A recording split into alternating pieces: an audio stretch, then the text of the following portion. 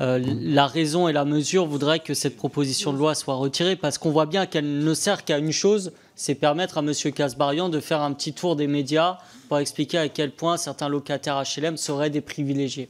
Et on passe à côté des vrais sujets. Je prends 2 chiffres.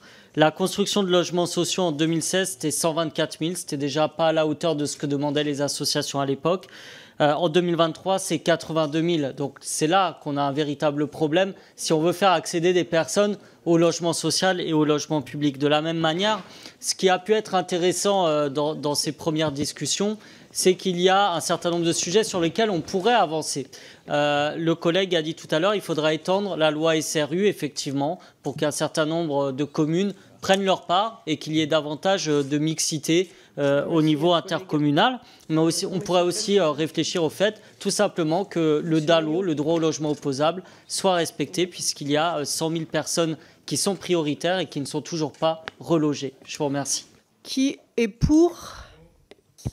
Qui est contre? Ils sont adoptés. Je vais donc mettre aux voix l'ensemble du texte avec les amendements restants, enfin, avec les articles restants. Qui est pour? Qui est contre? Il est donc rejeté.